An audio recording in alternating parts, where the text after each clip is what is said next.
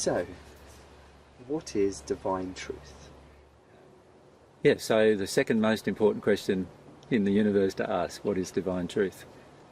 Divine truth is God's truth, God's universal truth, and it incorporates everything mathematical, everything scientific, everything that is absolutely the truth.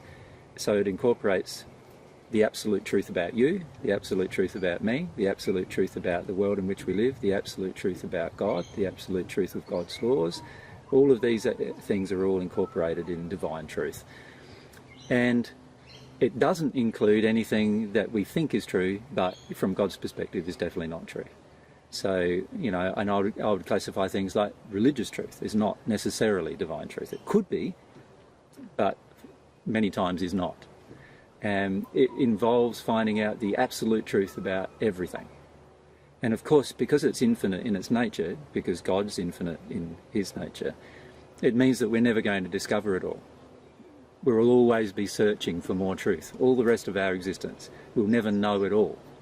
And people who believe that they're going to know it all, in the end will come to be surprised, perhaps, but there is no way of ever knowing it all.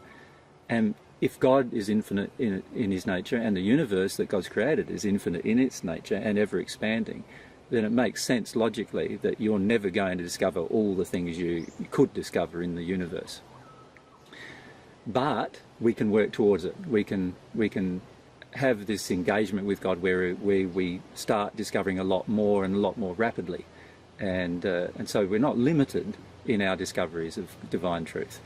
But it is something we're going to be discovering for the rest of our existence. It's not something that is fixed in its nature in terms of, no one on earth can ever say, I know all of God's truth.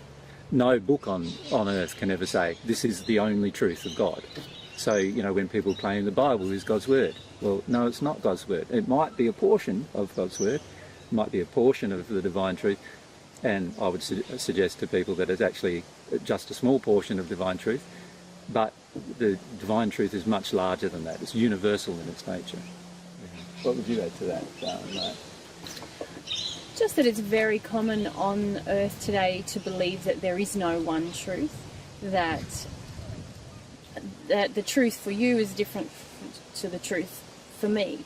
And basically there is one truth about every situation. We may not... And everything. And everything, and every creation, and every event. We may not see it clearly because we are affected by what's inside of us in the way we perceive those things.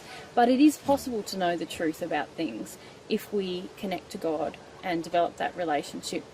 Ultimately, because God knows the truth, the single truth about the event or the person or ourselves, if we sincerely engage this relationship with God, it is possible to begin to receive some of God's truths about what is happening, about where we live, about who we are.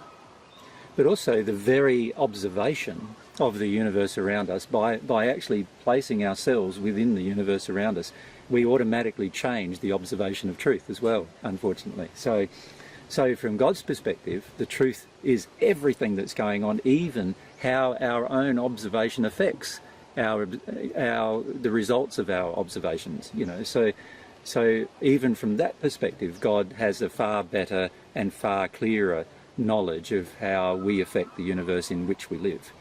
And that is also divine truth. We can discover it, again, from God generally, but for most people, they don't engage the process with God, and so they go through an experimental process of discovering truth. So most scientists on the planet are going through experimental processes, discovering new scientific truths, for example.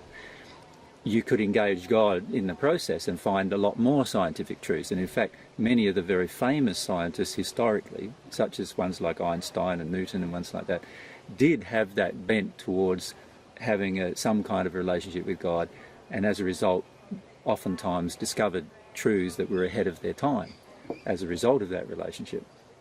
But that is something, like there is I feel no discrepancy between God's absolute truth and the universe that surrounds us. I feel when there is a discrepancy, what it means is that particular thing is not truth, quite simply. And because every single thing that ever happens and that we can ever observe will have an absolute truth about it. And if we see it as one thing, and yet eventually science or mathematics or physics determines that it's something else and can prove that, then we've got to give up our false belief, because in the end what we believe was false and what science or mathematics or physics has discovered about it is true. But there is a lot more to discover, physics with physics, science and mathematics, than has been discovered. And all of those things, even the undiscovered things, are all divine truth, God's truth. Excellent.